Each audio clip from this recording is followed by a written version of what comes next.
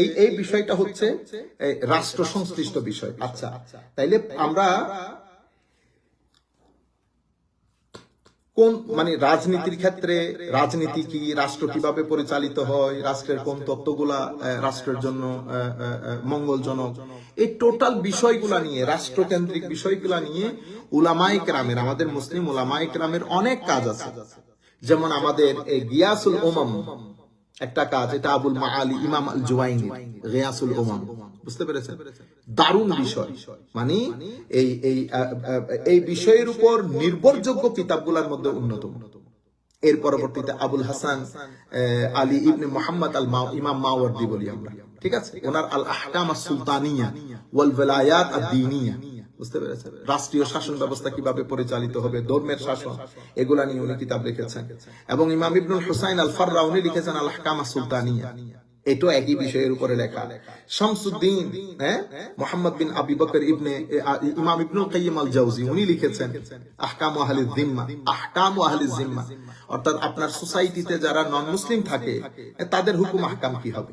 আচ্ছা, এরপরে শেখ মেমর উনি লিখেছেন আহলুজ জিম্মা ওয়াল বিলায়াত আল আম্মা ফিল ফিকহিল ইসলামি, সাধারণ রাষ্ট্র ব্যবস্থা এবং আমাদের দেশে যারা সংখ্যালঘু থাকেন তাদের নিয়ে উনি লিখেছেন।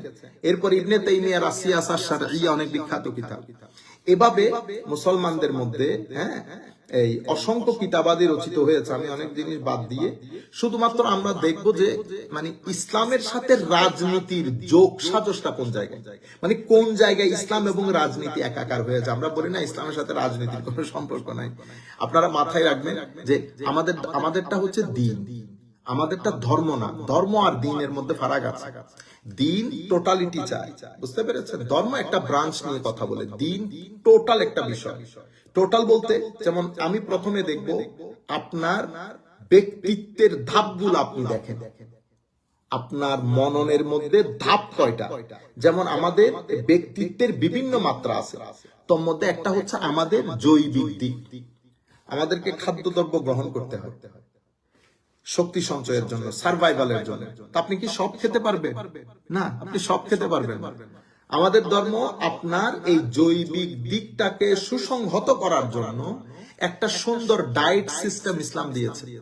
আপনি এটার মাধ্যমে বুঝতে পারবেন ধর্ম, আমাদের দিন এবং রাজনীতির মধ্যে সামঞ্জস্যতা এবং রেলেভেন্সটা কোন জায়গায়। তাহলে আমার ধর্ম কি বলছে? ইয়া আইয়ুহার রাসূল কুলু মিনাত তাইয়্যিবাত ওয়া আমালু সালিহান ইন্নী বিমা তা'মালুনা আলীম। কুলু মিনাত তাইয়্যিবাত, আপনি সবকিছু খেতে পারবেন না, শুধু তাইয়্যিবাত খেতে পারবেন, পবিত্র জিনিস। এটার সাথে ওয়া আমালু সালিহান, আপনি পবিত্র জিনিস খাবেন, আপনার শরীরে শক্তি সঞ্চয় হবে, ঠিক আছে? আপনার সার্ভাইভালের ক্ষেত্রে অনেক গুরুত্বপূর্ণ ভূমিকা পালন করবে। ওয়া আমালু সালিহান, এরপর আপনি ভালো কাজ করেন। তাইলে ওয়া আমালু সালিহান, আপনি সৎকর্ম করবেন, কিন্তু আপনার ব্লাড, আপনার শক্তি সবকিছু এসেছে হারাম উপার্জন থেকে, তাইলে সেটা হবে না। তাইলে আমার ধর্ম আমার জৈবিক দিকটাকে প্রাধান্য দিয়েছে এবং এটার উপর হুকুম আহকাম, শক্ত হুকুম আহকাম দিয়েছে। আমার নবী সাল্লাল্লাহু আলাইহি ওয়াসাল্লাম ইরশাদ করছেন, আরবাউন ইযা কুন্না ফি ফালা আলাইকা মিনাদ দুনিয়া সিদকুল হাদিস, হিফজুল আমানা ওয়া হুসনুল খুলুক ওয়া ইফাতুল মাতআম। দেখেন, আমাদের জৈবিক দিকটাকে সুসংহত, সুন্দর, শৃঙ্খলাপূর্ণ রাখার জন্য, মানে এটাকে ডিসিপ্লিন করার জন্য, it is the instruction, direction, guideline given by the Allah and his beloved Rasul sallallahu alaihi wasallam. আমার নবী ইরশাদ করেছেন কি, যদি চারটা গুণ আপনার ভিতরে থাকে, then you don't need to worry about the world. কি কি জিনিস? আপনার সিদকুল হাদিস, সততা, এরপরে আমানতদারি, এরপরে আপনার সুন্দর চরিত্র, অতঃপর ইফাতুল মাতআম, মানে হচ্ছে আপনার খাবারের যে এটিকেটস এবং ম্যানার্স আছে এটাকে ফুললি অ্যাপ্লাই করতে হবে। অন্য জায়গার মধ্যে আমার নবী সাল্লাল্লাহু আলাইহি ওয়াসাল্লামের একটা হাদিসের মধ্যে এসেছে, আপনি আল্লাহ আল্লাহ করছেন, আপনার সবকিছু তো হারাম উপার্জন থেকে, সবকিছু হারাম উপার্জন থেকে। ওয়া আন্না ইস্তাজাবু লাক, হারাম উপার্জন থেকে আপনি করছেন, এরপর আল্লাহ আল্লাহ করছেন, আল্লাহ আপনার ডাকে কিভাবে সাড়া দিবে?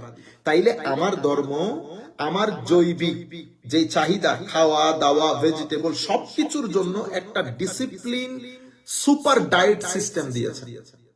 কি খাবো কি খাবো না, কোথায় যাব না, কি পান করব কি পান করব না, এটা আমার দিয়েছে। এর পরবর্তীতে আমার ব্যক্তিত্বের আরেকটা ডাইমেনশন হচ্ছে আমার সামাজিক জৈবিক দিক। সে কারণে আমাকে কি করতে হয়, আমার ধর্ম আমার জন্য একটা বিবাহ ব্যবস্থাপনা দিয়েছে। আমার স্টিংটা যখন ডেভেলপ করবে, আমিও যখন একটু ডেভেলপ করব, এটা যখন আমাকে কন্ট্রোল করতে হবে। কারণ কি, কারণ আমি যদি আমার এই সামাজিক জৈবিক দিকটাকে কন্ট্রোল না করি, তাইলে সোসাইটির মধ্যে একটা ক্যাওস তৈরি হবে। ক্যাওস কেন তৈরি হবে? কারণ আমার স্টিংটা আমাকে এটা রংলি প্র্যাকটিস করার ক্ষেত্রে ফোর্স করবে। যদি এটা রংলি প্র্যাকটিস হয়, তাহলে এটা সোসাইটিকে অস্থির করবে। তাইলে আমার ধর্ম সোসাইটি সমাজকে স্থির রাখার জন্য, আমার স্টিংটাকে অবদমন করার জন্য, কন্ট্রোল করার জন্য আমাকে সামাজিক এই জৈবিক দিকের সুসংহত শৃঙ্খলাপূর্ণ করার জন্য আমাকে একটা বিবাহের ব্যবস্থা করে দিয়েছে। এবং এটার জন্য স্পেশাল একটা আইন আমার আল্লাহ তার কিতাবের মধ্যে, আমার নবী হাদিসে পাকের মধ্যে একটা সুন্দর ইনজাংশন আমাদেরকে দিয়ে দিয়েছে। আমি যাকে খুশি বিয়ে করতে পারবো না। আমি এই ম্যানার্স এটিকেটস অ্যাপ্লাই করে আমি আমার এই বিষয়টা করতে পারবো। আমি খুব দ্রুত বলে যাচ্ছি, এগুলো অনেক ব্যাখ্যা বিশ্লেষণের দাবিদার। ওয়াল্লাযীনা হুম লিফুরুজিহিম হাফিজুন ইল্লা আলা আজওয়াজিহিম আও মা মালাকাত আইমানুহুম ফাইন্নাহুম গায়রু মালুমিন ফামান ইবতাগা ওয়ারা যালিকা ফাউলাইকা হুমুল আদুন। কাকে বিয়ে করবেন, কোনটার মধ্যে আপনি আপনার এই স্টিংটাকে অ্যাপ্লাই করবেন, কারণ এই স্টিংটা সভ্যতার গঠনে, গড়নে, সংযোজনে অনেক সবচেয়ে বড় ভূমিকা রাখে। এই স্টিংটা, এই যে আপনি কিছু করার প্রবণতা, এটা আপনার স্টিংটার কারণে। কিন্তু এই স্টিংটাকে যদি আপনি অবদমন করতে না পারেন, এটা যদি রংলি প্র্যাকটিস করেন, আমাদের বাংলাদেশের বর্তমানে আমাদের তরুণ প্রজন্মের বিশাল একটা সময় এই স্টিংটা নষ্ট করার পেছনে চলে যাচ্ছে। এটার দিকে কারো কোনো ভ্রুক্ষেপ নাই। আমার ধর্ম, আমার নবী যাওয়ার আগে এটারও ব্যবস্থা করে দিয়েছেন। বুঝতে পেরেছেন?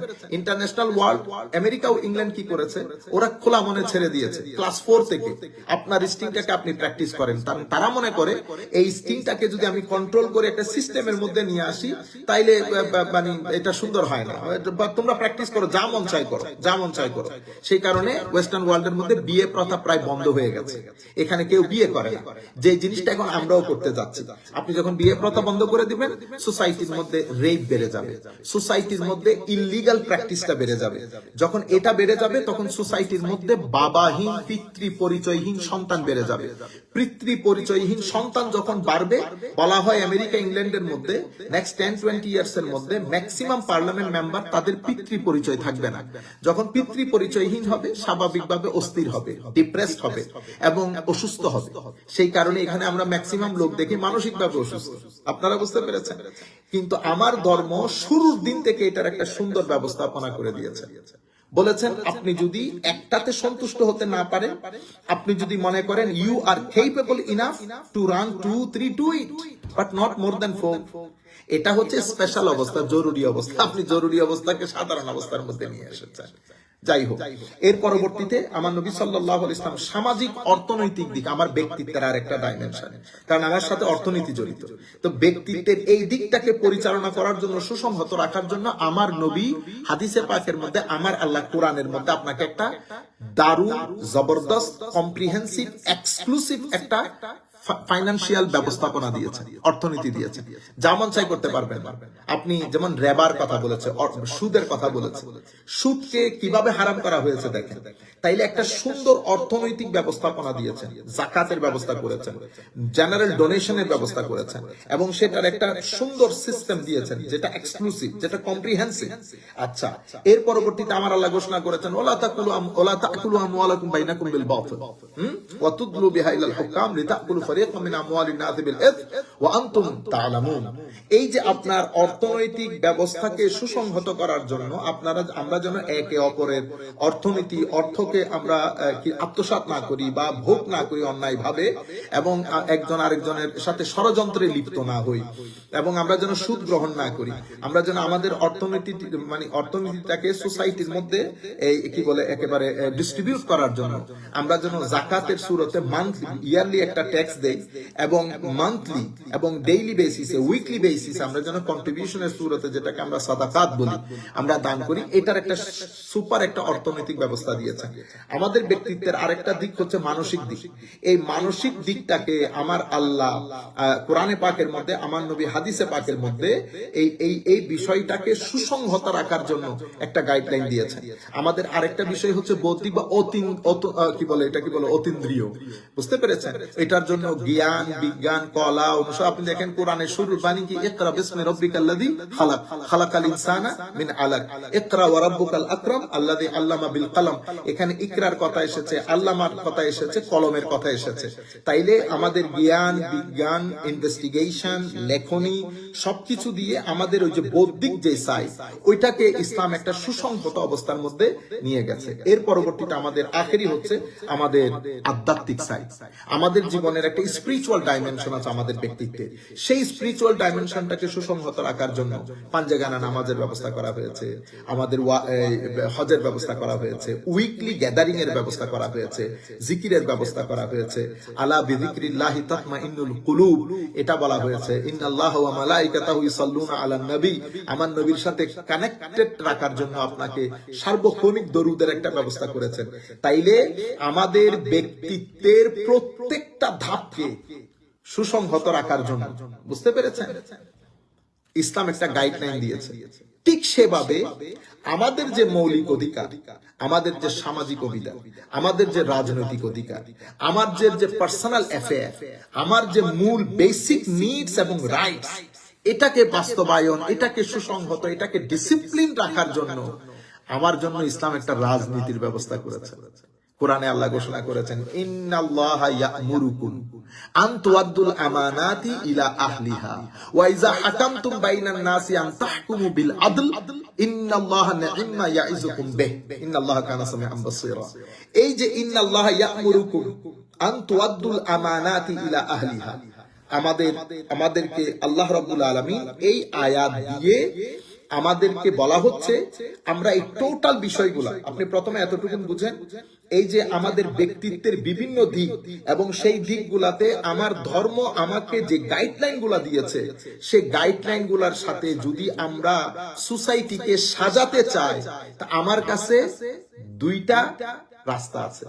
একটা রাস্তা হচ্ছে অস্ত্র দিয়ে বাধ্য করে আপনার সোসাইটিতে ঢুকা, আরেকটা হচ্ছে আমার সোসাইটির মধ্যে যারা যোগ্য লোক, যারা এই বিষয়ে পারদর্শী, যাদেরকে আল্লাহ রাব্বুল আলামিন বিশেষ জ্ঞান দান করেছেন, আমি আমার অ্যাফেয়ার গুলো তার হাতে ন্যস্ত করব।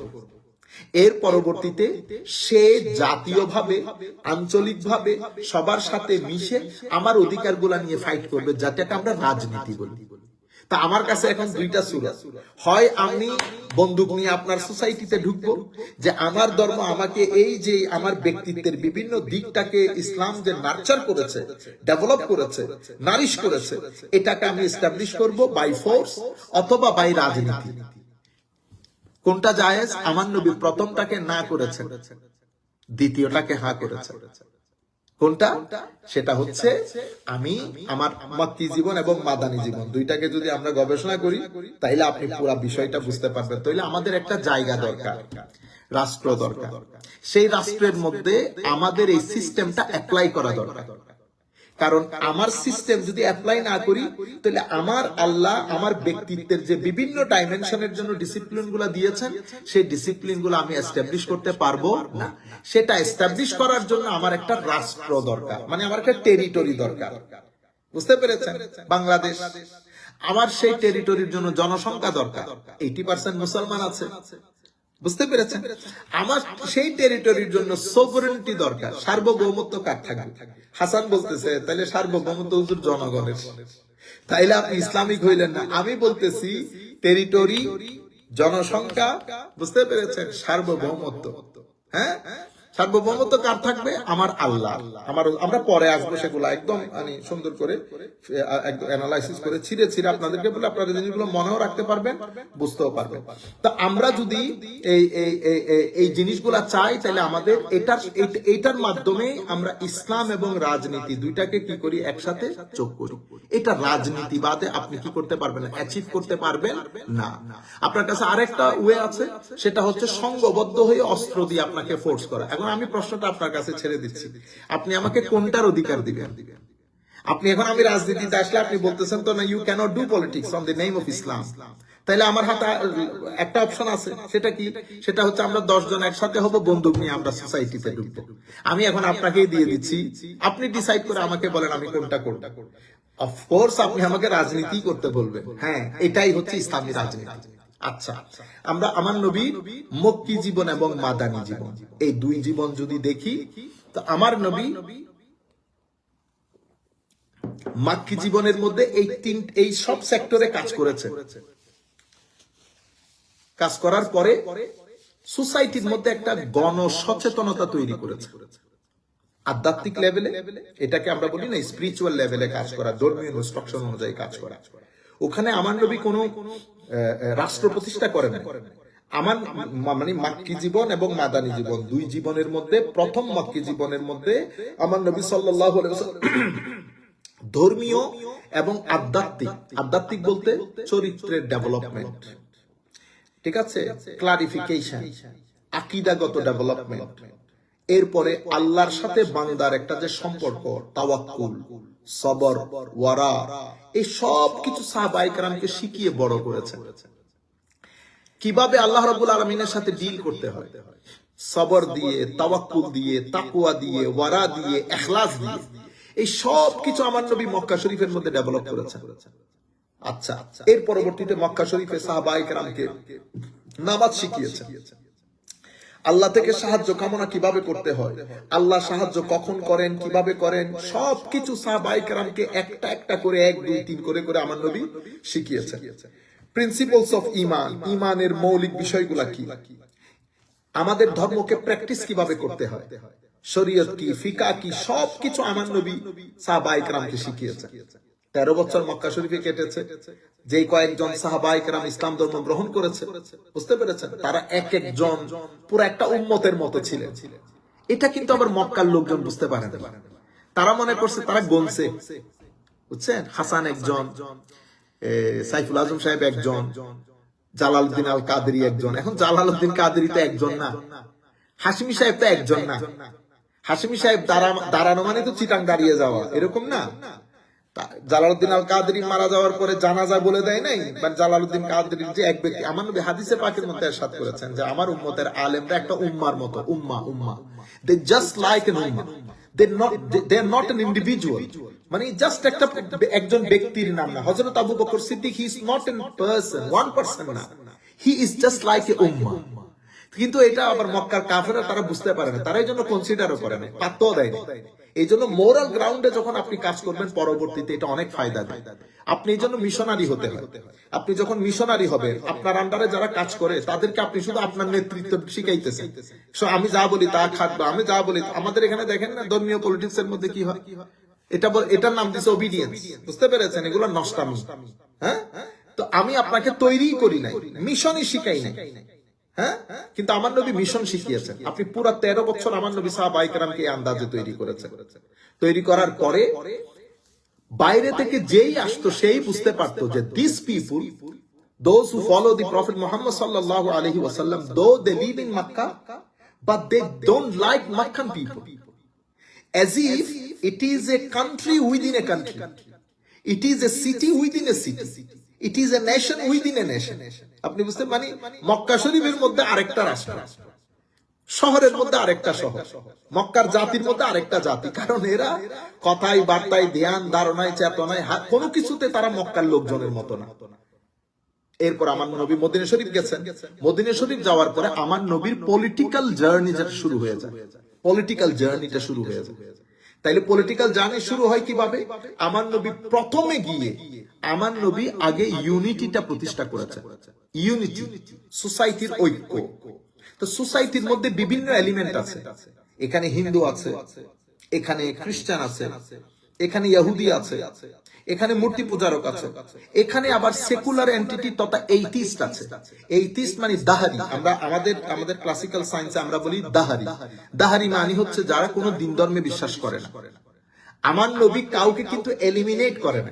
কি আজীব দেখেন, কাউকে এলিমিনেট করে না, কাউকে বলে নাই যে you people are not with us. No, আমার নবী একটা এই আইনের একটা দস্তাবেজ তৈরি করেছেন। সে দস্তাবেজের নাম দিয়েছেন মিসাকে মদিনা, যেটাকে দ্য ফার্স্ট রিটেন কনস্টিটিউশন বলা হয়। পৃথিবীর প্রথম লিখিত সংবিধান। পৃথিবীর প্রথম লিখিত সংবিধান হিসেবে ওয়েস্টার্ন ওয়ার্ল্ডে এটা নিয়ে যত গবেষণা হয়েছে, পৃথিবীর কোন কনস্টিটিউশন নিয়ে এত কথা হয় না। বুঝতে পেরেছেন? কিন্তু আমাদের দেশের কোন নেতা মন্ত্রীর মুখে আপনি এগুলা পাবেন না। আল্লাহ পাক জানে, আমাদের দেশের বুদ্ধিজীবীরাও বলে না। হ্যাঁ, আচ্ছা, এটা রচনা করে আমার নবী প্রথমে কি করেছেন? অনৈক্যটা দূরীভূত করেছেন। সোসাইটির মধ্যে যে এক্সিস্টিং কনফ্লিকশন, আমার নবী এটাও দূরীভূত করেছেন। আমার নবী কনফ্লিকশন যে মানে ডিসপিউট রেজুলেশন যেটাকে বলে, আমাদের মধ্যে অনৈক্য অশান্তি, এটাকে রেজুলেশন কিভাবে করেছে? পুরো পিসফুলি করেছে, ওন করেছে। আমার নবী ডাবল স্ট্যান্ডার্ড করে নাই, ভিতরে এক বাইরে আরেক, সেরকম করে নাই। এই জন্য আমার নবী আগ থেকে তো ট্রাস্টওয়ার্থিনেস যেটা সেটা প্রতিষ্ঠা করেছে। আমি তো ট্রাস্টওয়ার্থি না। আমার দেশের হিন্দু বুদ্ধ আমাকে বিশ্বাস করে না। কেন বিশ্বাস করে না? কারণ আমি সোসাইটির লোকালে আমি বিশ্বাসী ব্যক্তি হিসেবে পরিচিত না। আমি তো ঢাকায় বসবাস করি, ঢাকায় সবাই আমাকে সম্মান করে। কিন্তু আপনি আসল কতটুকু সম্মানী সেটা তো আমি আপনার গ্রামে গেলে বুঝতে পারবো মানুষ আপনাকে কি করে না করে। এটা আপনি যে রোজা পূজা এগুলো করতে হয় না। ট্রাস্ট বিল্ড আপ যখন হয়ে যায়, আপনি গেলে আপনাকে ওয়েলকাম করবে আপনাকে। আপনারা বুঝতে পেরেছেন? এটা রোজা পূজা এগুলাই বলে যে আপনি পলিটিক্স করতেছেন। কারণ আমরা এগুলা মানে প্রতারণার নাম রাজনীতি দেওয়ার কারণে রাজনীতি শব্দটা কি হয়ে গেছে? পচে গেছে। প্রতারণা শব্দের এখন সিনোনিম হয়ে গেছে, রূপকার। আচ্ছা, তাইলে আমার নবী সাল্লাল্লাহু আলাইহি ওয়াসাল্লাম সবাইকে ডেকে অনেকটা দূরীভূত করেছেন। সবার জন্য বেসিক রাইট, মানুষের যে ডিমান্ড, মূল ডিমান্ড, মানুষ খেতে চায়, মানুষ অধিকার এবং সম্মান নিয়ে বাঁচতে চায়, মানুষ নিজের জীবনের নিরাপত্তা চায়। এটাই তো মানুষের মূল অধিকার। আমার নবী বলেছেন এই দস্তাবেজে যারা সিগনেচার করবে তাদের basic rights are fully protected. Not only the signatories, যারা সিগনেচার করবে শুধু তারা না, তাদের সাথে যারা অ্যাফিলিয়েটেড আছে তারাও এই সিগনেচারের আন্ডারে their rights and basic human rights will be protected as well. সবার হিউম্যান রাইটস প্রোটেক্টেড হতো। এখন একটা দস্তাবেজের আন্ডারে চলে এসেছে। আমার নবী সাল্লাল্লাহু আলাইহি ওয়াসাল্লাম এই কি বলে, তিনি একটা রাজনৈতিক জোট করে ফেলেছেন সবার সাথে, যাতে বাইরের থার্ড পার্টি আপনার এখানে কোনো ষড়যন্ত্র করতে না পারে। আমাকে বাইরের ষড়যন্ত্র করবে কেন? বাইরের ষড়যন্ত্র করে কারণ ভিতরের সাথে আমার সম্পর্ক ভালো নাই। আমার এখানে পাহাড়ি বলে কোনো কথা থাকবে না। পাহাড়ে থাকুক, জলে থাকুক, এই স্তরে যেই থাকুক, আমার বাংলাদেশি হিত্তার মধ্যে থাকে, আমি খাইলে সে খাইতে হবে। সুফিয়াই কেরাম এত ওয়েল অ্যাকসেপ্টেড কেন? সুফিয়াই কেরামের কাছে মানুষ এভাবে ছুটে আসে কেন? কারণ সুফিয়াই কেরাম যা বলেছে তা বিশ্বাস করেছে, কর্মে বাস্তবায়ন করেছে। দিল সে জো বাত নিকলতি হ্যায় আসর রখতে, ফর নেহি তাকাত পরওয়াজ মগর রখতে। এতে দিল থেকে যখন কথা বের হবে আর একটা দিলকে সেটা ছেদ করে বের হয়ে যাবে। আমরা এই জায়গার মধ্যে পলিটিক্স করি।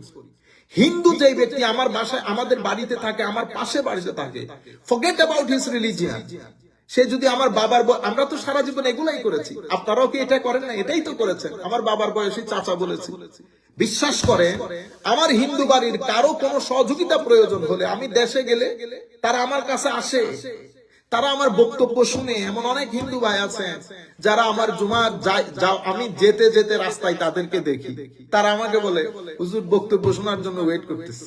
দেখছেন নি অবস্থা? আপনি রোজা পূজা এগুলো বলতে হচ্ছে না। আপনি যখন আমার হুজুরের কাছে, মসজিদের হুজুরের কাছে পানি পড়ার জন্য কেন গেল সে? হুজুরকে কেন সালাম দিচ্ছে? হুজুর কি বলছে রোজা পূজায়? হুজুর গেছে কোনদিন তাদের বাড়িতে? যাইতে হয় না। ট্রাস্ট ডেভেলপ করতে হবে। সে যদি কষ্ট পায় সেই কষ্ট আমার পাইতে হবে। আমার নবী জিজ্ঞেস করবেন তোমার পাশে বসে মানুষ কষ্ট পেয়েছে, আল্লাহর বান্দা, আল্লাহর সৃষ্টি আমাকে সম্মান করতে হবে, একটা পিঁপড়ার ক্ষেত্রে আমাকে সম্মান করতে হবে। আরে ভাই, মানুষ তো দার্পি না। একটা বিড়াল কষ্ট পাওয়ার কারণে একজন তাহাজ্জুদি মহিলাকে আমার আল্লাহ জাহান্নাম দিয়ে দিয়েছে। হোয়াট এ বিউটি অ্যাবাউট ইসলাম, বুঝতে পেরেছে? যাই হোক, আমার নবী সাল্লাল্লাহু আলাইহি ওয়াসাল্লাম সকলকে ডেকে সিগনেচার করে, আমার নবী প্রধানের ভূমিকা পালন করে সকলের জন্য একটা আইন দস্তাবেজ তৈরি করে আমার নবী দ্বীন প্রতিষ্ঠা করেছেন।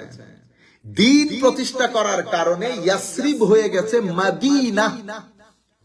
দ্বীন প্রতিষ্ঠা হওয়ার কারণে দ্বীন থেকে মদিনা, দ্বীন থেকে মদিনা। তো মদিনা কি? মদিনা হচ্ছে সিটি। তাইলে এটা কোত্থেকে এসেছে? এই যে সিটি স্টেট, এই যে গ্রিকরা পলিটিক্স এর ক্ষেত্রে সিটি স্টেট, ওরা কি করে? পুলিশ ব্যবহার করে, পুলিশ। এই জন্য বলে মেট্রোপলিটন, পলিটন পুলিশ, মেট্রোপলিস। মেট্রোপলিস মানে কি? মেট্রোপলিস মানে হচ্ছে শহর। শহর কাকে বলে? যেখানে একটা সুন্দর ব্যবস্থাপনা থাকে, যেখানে একটা এন্টিটি তাকে যারা পরিচালনা করে, যেখানে সকলের অধিকার আছে, যেটা সেফ সিকিউর, সেটাকে শহর বলে। সেই কারণে দ্বীন প্রতিষ্ঠা হওয়ার কারণে ইয়াসরিব আরবির মধ্যে কি হয়ে গেছে? মদিনা, মদিনাতুন নবী। এখন কি? এখন এখানে গাছের একটা পাতাও যদি কেউ কুড়ায় নেই, বলতে হয় মদিনাতুন নবীতে গিয়ে, হুজুর আমি একটা পাতা পেয়েছি।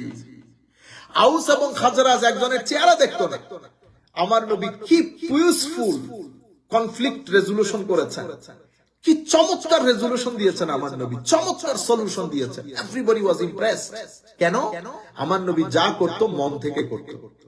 আমার নবী মহব্বত করত, প্রেম ভালোবাসা যেটাকে বলে। তারা আমার নবীর চোখে, মুখে, কানে, নাকে সব দিক থেকে প্রেম বের হতো, আকৃষ্ট হয়ে যেত সবাই। সুফিয়ায়ে কেরাম এই কাজ করেছে। আপনারা বুঝতে পেরেছেন? তাহলে মাজার আপনি বন্ডমে, ওগুলা আলাদা বিষয়, ওগুলা রাষ্ট্র দেখবে, আমরা দেখবো। বুঝতে পেরেছেন? আগুন ধরিয়ে দেওয়া, এই সে। মনে রাখবেন, মাজারাত ভেঙে ফেলা মানে আপনি কিন্তু বন্ড মনে করে ভাঙতেছেন না। আপনারা একটা ভুল, আমাদের অনেক মানুষ ভুল মনে করতেছে, ওরা বন্ড মনে করে ভাঙতেছে না, তারা মাজার ভাঙতেছে।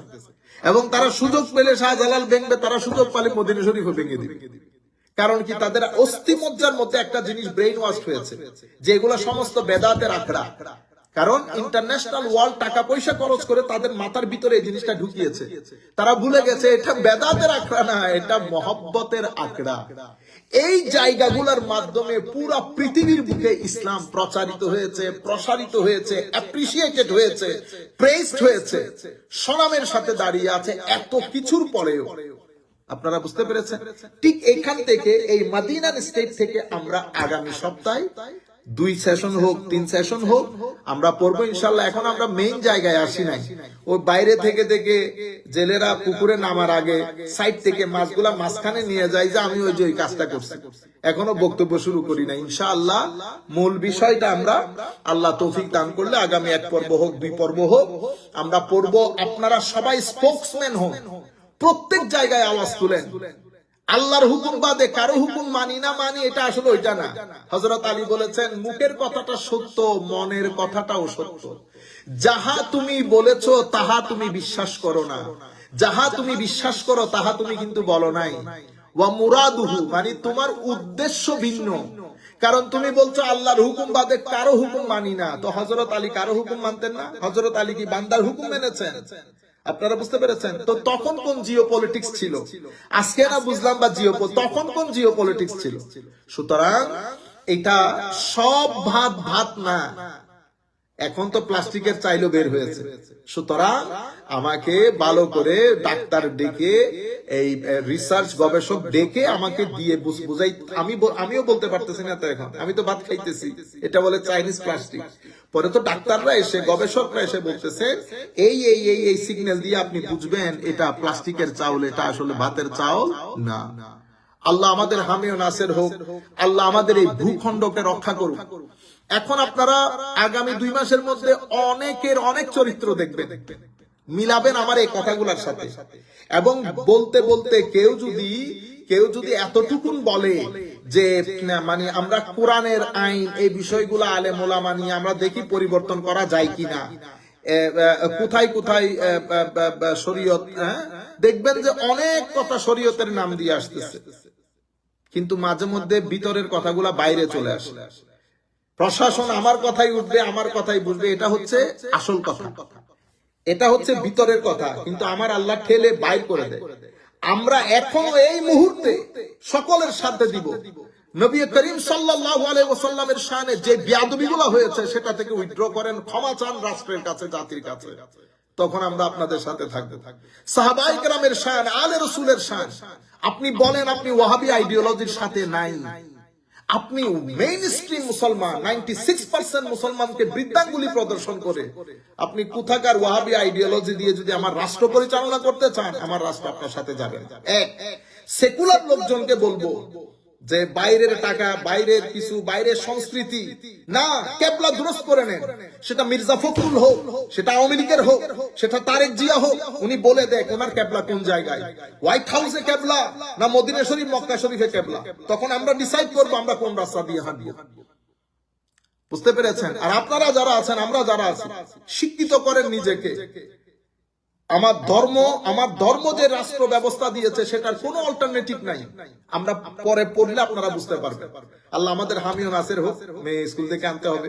অনেক ধন্যবাদ সবাইকে, আপনারা দূর দূরান্ত থেকে জয়েন করেছেন। আসসালামু আলাইকুম ওয়া রাহমাতুল্লাহি তাআলা ওয়া বারাকাতুহু। জি জি, আগামী বুধবার।